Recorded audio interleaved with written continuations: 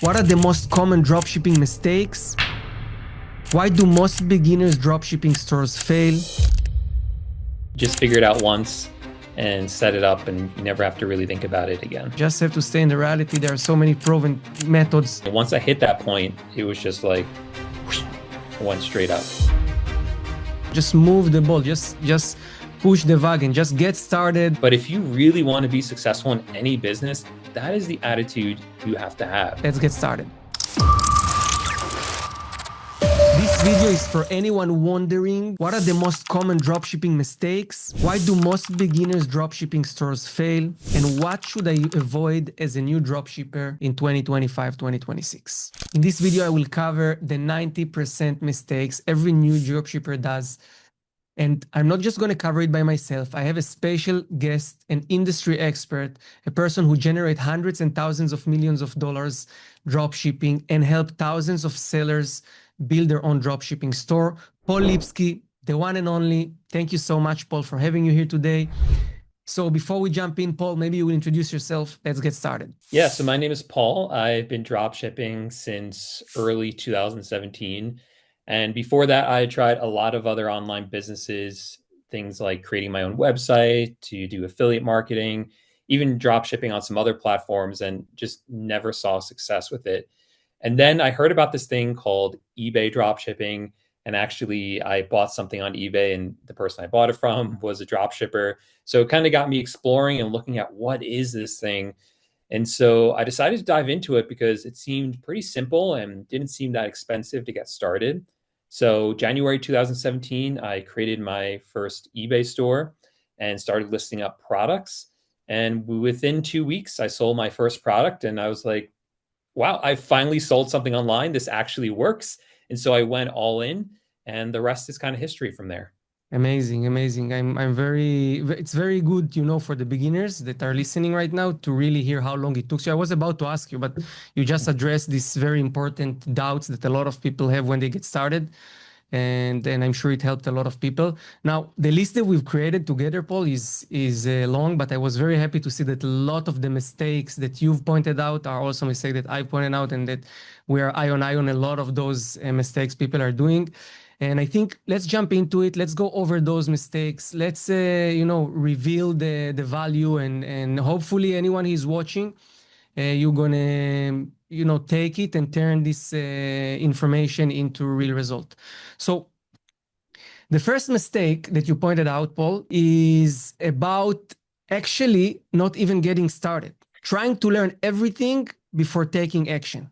And in short way, paralysis analysis. What do you have to say about it?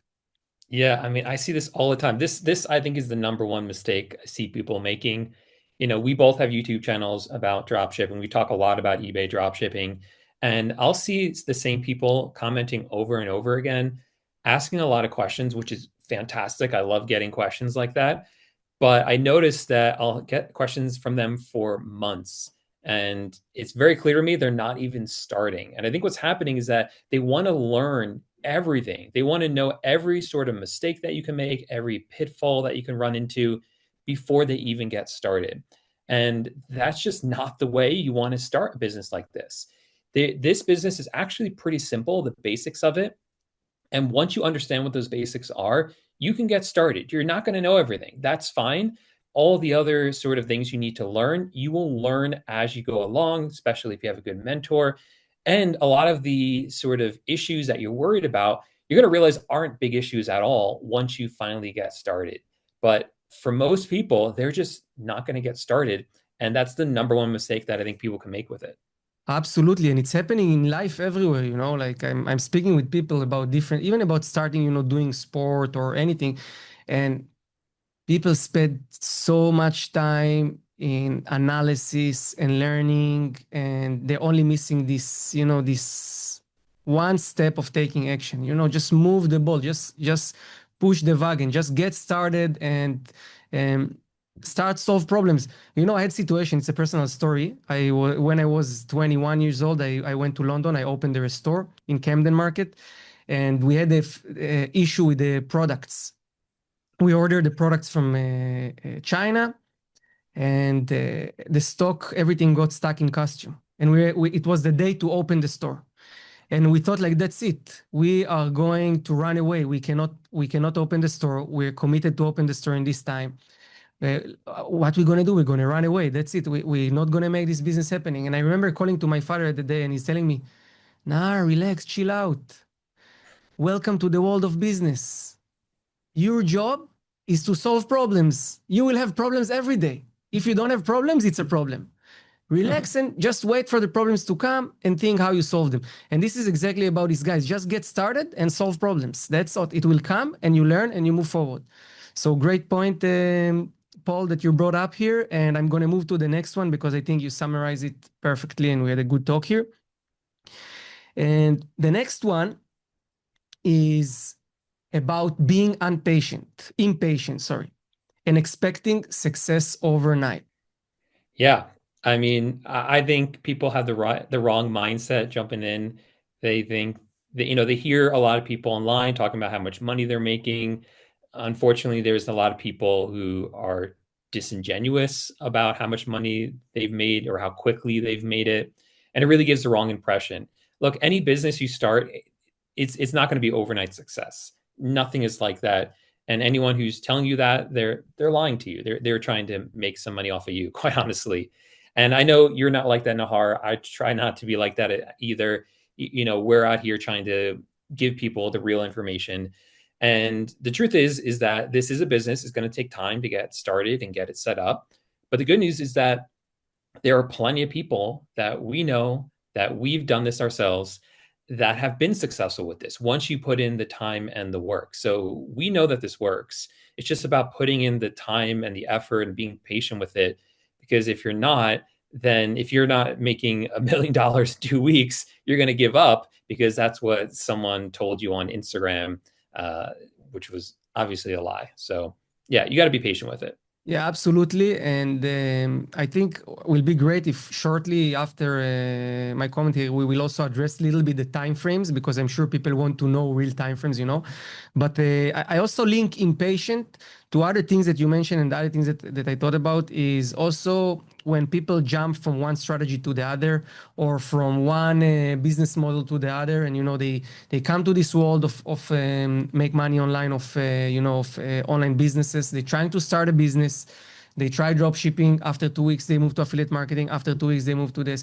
And not just moving from one business model to another, but also within the drop shipping, switching suppliers, switching tactics, switching strategies. So I think beside making this mistake, one tip I can give about it is one of the way to overcome this mistake, because I'm sure it's difficult, right? It's difficult to trust yourself on something you never did before, is to find this one source of truth, find a mentor, and you're a great example for a person who helped thousands of people with their dropshipping business. And as the founder of Zik Analytics, the CEO of Zik Analytics, based on that, I can say that your students are the ones with the longest LTV. They're staying longer in Zik Analytics. So you're a great example for anyone who want to get started should follow. Find this one source of truth and follow it blindly, at least for a certain amount of time. And I think now let's address this very important topic. How long do you think, what should people expect in terms of times? Yeah, well, just to backtrack for a second, I think that's absolutely great advice. There are so many people who have already been successful. Why not just copy what they do? But even those successful people, you're going to see, again, they didn't make money, right? Or they didn't get rich right away with this. It does take time. And so what I notice for most people, the general sort of timeline for them is that there's this beginning phase. And I would say it's like the first month where you're really just got to give yourself the time to figure things out. You're going to be listing products, and there are tools available that make finding the right products very easy. And there's a whole lot of tools you can use to help you run a lot of your store. But even in the beginning, you're still unsure what's going on. So give yourself that time to really just understand it. Go in, start finding and listing products, and don't be afraid to make mistakes, and just kind of give yourself that time to learn. And then you're going to start to see, oh, I'm making sales. And then the sales are going to start to pick up because you can replicate what you're doing. Oh, I see I'm making sales this way. Let me do more of that. And then as you're going to progress, you're going to eventually begin to see that the more sales you're making, you're going to get to a point where you're basically breaking even. And I basically see that happen after a couple of months where now like all the costs of running the business are balanced out by your actual sales. And pretty much as soon as that happens, it's very quickly after that you actually start turning a profit. And then once you turn a profit, you can just scale it up from there. Great, great, guys. There's so much value here on this video. Thank you so much, Paul. And you say couple of months to break even. So what do you think? It's like let's be realistic. Average like 3 months, 4 months until people start covering their costs and generating revenue that it's bringing enough profit to cover their cost. I see for most people 2 to 3 months two is to pretty three real. months, right? And Yeah. then let's say from break even, from this moment until you make you, let's say first $1,000, how long do you think from your perspective? Yeah, of course it's different for everyone. Just kind of like blanket statement there. Yeah. Some people are able to just kind of out the gate do very well very quickly. And other people it does take longer. And you just got to be okay with that. So I just say that because I don't want someone to get frustrated if it's taking them a little bit longer than normal. That's actually totally normal. But it's very possible to do something like that in about 4 months. We see that happen all the time. So if we need now to give like let's say give some time frame where we tell, okay, during this time frame, doesn't matter what happened, what result you achieve, you have to give this time frame for really trying out dropshipping. I can say for myself that I believe that minimum 6 months, this is my perspective, minimum 6 months without looking to the left or to the right. What do you think about it? Yeah, I agree 100%. Again, obviously, a lot of people are going to do it much faster than that, but I even have a whole video on my course that's titled "The First 6 Months Don't Matter," and that's just because you kind of have to put the blinders on, just say if you're committed to this, then that means that even if you don't make any money for 6 months, you're still going to do it. And I think for a lot of people that's hard, but if you really want to be successful in any business, that is the attitude you have to have. I mean, even now, I start new businesses all the time. Most of them fail, to be honest. They're like unrelated to drop shipping, just new stuff I'm always trying. Most of them fail, but I try all of them for about 6 months before I say, okay, this one didn't work, and I move on and try something new. Yes, guys, and I think the way you name this lesson on your course is exactly how everyone who is watching should frame it. The first 6 months doesn't matter. Just try, give everything you can. Some people break through after 2 months, some after 4 months, some after 6 months. I can tell you that for me, it took like I would say 4 months to break even, 6 months to become profitable, and then the jump between 6 to 8 months was exponential. Like from Yeah. just little bit profit suddenly to a couple of thousands of dollars in 2 months Yeah. after. So And yeah, I saw something similar. Actually, it took me 7 months before I really saw success with it. And we could talk about why that happened. But again, same thing. Once I hit that point, it was just like whoosh, went straight up. the compound interest, compound effect. Yeah. Nice. Okay, let's move to the next mistake. I think we addressed it really nice. It was really good stuff here that we share with everyone. The next one is about not doing product research or listing products without proper research and data validation. This is a big topic. Let's try to cover it as much as possible. What do you have to say about it? Yeah, so this is a great segue because this is literally what I was just talking about. For the first 7 months of me drop shipping, I was sort of just listing random products. That was the advice I had, just list up anything for sale and it will sell, which was bad advice. And so that's what I was doing. And then about 7 months in, I figured out product research. It wasn't really anyone talking about it. I just sort of figured it out and started actually doing research, finding the right products to sell. And then once I did that, that's when I really saw the sales take off. So when we're talking about product research, what I mean is I like to actually see what products are selling well on the platform you're going to be selling on. So in my case, that's eBay. I want to actually see what is selling well on eBay.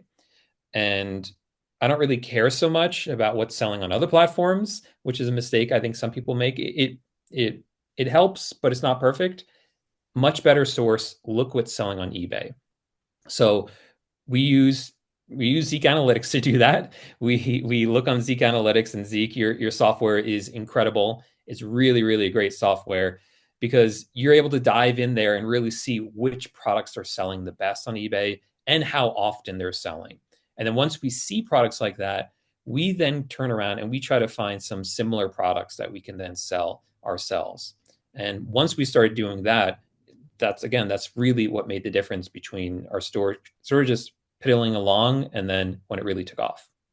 Yes, absolutely. It's funny because we kind of started around the same times, and I had the same experience. When I started back then, no one talked about tools, softwares, nothing. So they just say, okay, go to Amazon, copy all the best, the new releases or best sellers, paste to your store, and hope for sales and pray for Yeah. sales.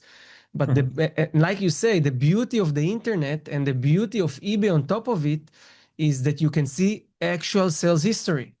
While let's take an Amazon as example, you can only estimate, or all the tools that analyze Amazon, they're estimating.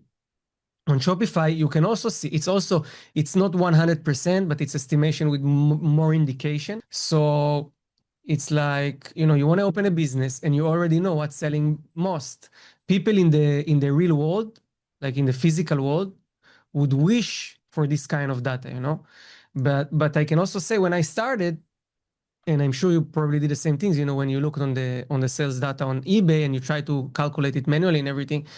This was also my breakthrough. Exactly the same. Once I started looking on the data on eBay, this was the breakthrough. So now when you have tools like Zeek Analytics and other tools and you can do research, the data is there. Don't guess. Don't guess. And I can tell you one thing, let me know what you think about it. But humans, all of us have one, I would say, a common bug in the system that is like sometimes we see something, we want it so much to sell that we make it in our mind look better than it is. It's like I don't know, it's like you look on the worst product in the world and you haven't listed anything yet, or you could not find anything today, and you just say, like, you just hope it's going to be your white horse. And this is one of the biggest mistake in everything, in any opportunity in life, but in product research even more. So just stick to the data, and that's it. If you have something else to add, maybe you want to describe some little tips and tricks before we move on, go for it. Yeah. Well, first, I think that's fantastic advice. And I see that happen all the time. And definitely a mistake I made in the beginning as well. I know Nahar's very modest guy. So I just want to give another shout out to Zeek because one of the tools I love in Zeek is that when you're looking through, you can actually see not only how often the products are selling, but like when they're selling. So you can see how often they've sold in the past week, 2 weeks, the past month. And that is incredibly valuable information that I have found really makes a huge difference because a lot of times products will sell really quick and then they'll just stop selling. And I don't want to list those products up for sale. But inside of Zeek Analytics, I'm able to see, oh, not only was it selling a month ago, but it's selling this week as well. And that is incredibly valuable. When I find products like that, I get really excited because I know that once I list them, they're going to sell as well. So really, I think the more data you have, the better. And that's one of the reasons I love Zeek Analytics because it gives me so much. Great, great. Thank you so much for the shout out. So guys, take care to look into the data. Don't guess. Don't turn a monkey into white horse. Be very honest and very straight with the numbers. And believe me, if you will trust the numbers and you will just follow the numbers, you will become very successful in this business. Let's move to the next one. Oh, actually, the next one is related. I put it here like is a part of this one. And I think for me personally, this is one of the most common mistake people that already got started are doing, and they are not able to grow, and is not listing enough products to the stores, or if you drop ship on other platform, not testing enough products. What do you think about it? Yeah. I mean, just that one sentence sort of sums it up, right? Not listing enough products. But no, but seriously, I think that it is such a common mistake, and it always sort of like blows my mind a little bit because people will message me saying, "Hey, I'm like struggling. I'm not making any sales." And the first question I always ask them is, "How many products do you have listed?" And it's usually less than 10. And I'm like, "Well, there's your mistake. Like you're still in that learning phase. If you don't quite know what products to list and you've only listed up 5, the chances of one of those being a success is low, right? You need that experience. You're going to list up 20 products, one of them is going to sell, and then you're going to be like, oh, okay, now I understand why like that one product sell. So let me do sell more similar products to that one, or whatever I use to find that product. Let me do that again. And the more you do that, the more you're going to notice a pattern, the more comfortable you're going to get with research and listing products. But if you only have 5 products, you're never going to get there. So about listing product, it's pretty clear, guys. You have to list all the time, all the time. Put yourself in target, and it made me think about the lesson in the title of the lesson in your course when you say the first 6 months doesn't matter. So I think you should take it also to the first 500 products doesn't matter. Just get over 500 products and move from there. And then try scale from there. How many products, let's be more specific, how many products, Paul, do you think people should aim for in the first 6 months? Oh gosh, that's a good question. Yeah, I think the 500 in 6 months is actually a pretty good rule of thumb. I think they correlate pretty nicely together. And that doesn't mean right out the gate you should list 500 your first day. I actually don't advise you do that, but it's over the 6 months, and you don't even need to have all 500 in your store at once. You can list some, realize they don't work, and then delete them before you add some other ones. I think that's totally fine to do. Cool, I totally agree with it. Great. Totally 100% agree. And the next one was a strong one that you brought when we walked on it. Trying to reinvent the wheel. Oh yeah, and we sort of already covered this to a small extent when we're talking about product research, because you know, a lot of people will be like, oh, I think that this product's going to sell well, or I think if I grab the best sellers from Amazon, they're going to sell well. And we've been doing this for years now, and we've taught a lot of people how to do this as well. And we're telling you the way to do this. We're telling you to use the data. So don't try to go outside the box. You can go outside the box later. You have to understand the box and become an expert on the box before you can break out the box and do something different. Um, Before you have the basics down, though, you're not allowed to break the rules. That's what I'm telling you. Yeah, 100%. I see so many people that are like 2 days in the business and they're like coming with stories. Oh my God, I figure out this new thing. I figure out this new thing. And then they just cycling between all those. Again, it's kind of like you said, it's related to product research. It's related to paralysis analysis, all those things they discussed before. Where you, you just have to stay in the reality, just have to stay in the reality. There are so many proven methods. First of all, make them work. Then after this, based on data, develop something new. So Yep, definitely absolutely. very important one. And keep things simple, definitely.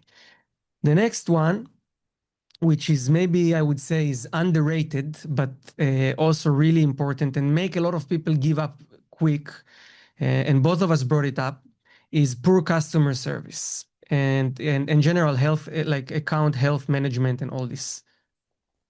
Yeah, it's sort of like the boring back end stuff that doesn't seem like it's super important, especially for drop shipping. But it is. It doesn't, it's not like the most important thing, like the thing that should be like on the forefront of your mind. And I only say that because it actually is very simple, right? It's very basic stuff. So you don't have to stress out about it.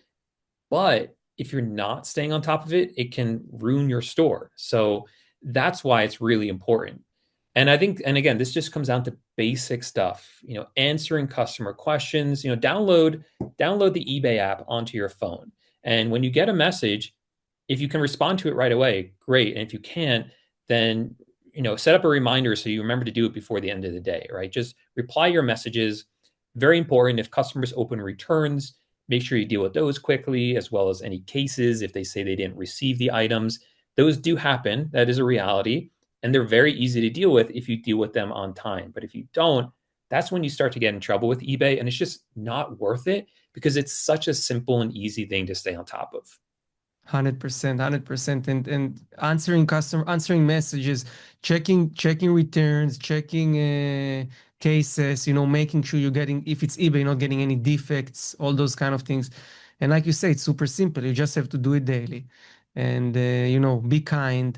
And remember that even though it's a computer and we are just, we are behind the screen, on the other side, there are real people. And the algorithm of eBay, but not just the algorithm of eBay, also the algorithms of other platforms are optimizing their search result based on the experience their buyers receiving. So maybe it's not like something that is like, written out loud, but the way you're treating your customers in the end, adding up a lot to this compound effect that we are talking about. Before I move to the last one here, I want to also give a big shout out here to you, Paul. First of all, thank you for coming here today, but also for the help you give so many people and the value you share with so many people.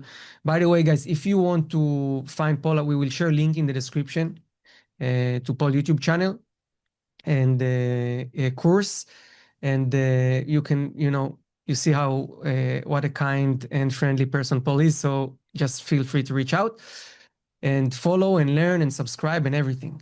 Now, the last point here, I edited in the end, is regarding poor profit calculation and financial management. I found a lot of people that are generating massive revenues and ending up by the end of the month with either very small profit or no profit at all. What do you have to say about this topic? Yeah, I think that it's very important to stay on top of that from the beginning. Make sure you know your numbers, and there's very easy ways to do that. So if you use any type of listing software, built into it will be a setting that will automatically increase the price of the item you're selling, so you actually make a profit. Make sure to go into that and make sure your numbers are right. Make sure you account for your eBay fee, any sales tax you might be paying, and more, so you make a profit. They usually give good recommendations for those numbers so that you are profitable. But you can also check it on, there's websites you can search for, just search for like eBay fee calculator. And there's websites where you can sort of plug in and see how much you have to upcharge. Luckily, if you have the settings right, you just have to do it once, plug it into the software, and then every time you list an item, it's going to list it profitable for you. And I think some people they don't do that, and that's how they end up not making money or as much as they thought they were making. Yeah, and there are like I think it will be good if we cover also a little bit of the different aspects of the calculation, because you have the fees on eBay or on your credit card processor. You Mm. have the sales tax if you are sourcing products from dropshipping supplier in the US, but now actually also when you drop shipping products from AliExpress, you pay sales tax. You have on top of this costs that you pay for automated orders, right? The listing softwares, if you're hiring a virtual assistant. I would say product research, it's very small expense, so I would not even say that it's a major one, but anything that is add on top of your sales revenue, these are the things that you need to make sure you are on top of them and you're not missing any of them, because lots of people are losing because of sales tax. A lot of people are losing because they are not considering some different categories with special taxation, or the opposite. Sometimes you can even earn more because the categories charge less fees. But overall, yeah, these are the things. And I think, again, like customer service, this is a kind of foundation for long-term successful business, for healthy, long-term successful business. Yeah, absolutely. And like I said, it sounds like a lot, but you just figure it out once and set it up, and you never have to really think about it again. Great, great. So, Paul, we went through everything. We cover all the points here. I think it was really, really valuable. I really hope that people will, watch it and take action and invest in product research and find the one source of truth and hopefully build a successful business online. And that's it. Do you want to add anything else? Do you have anything else you want to share with the people, or any tip, any inspirational quote? I just want to thank you for having me on. It's always a pleasure to do this. I love helping people start their first or their next online business. So I'm always around if people want to reach out. I'm not too active on most social media because I'm busy actually doing stuff, actually running stores and helping people. So I'm just active really on YouTube, but comment on any of my videos. I reply to every single comment. And yeah, I'm just here if you guys need me. Perfect. Thank you so much. Thank you, Paul. Thank you, everyone. See you next time.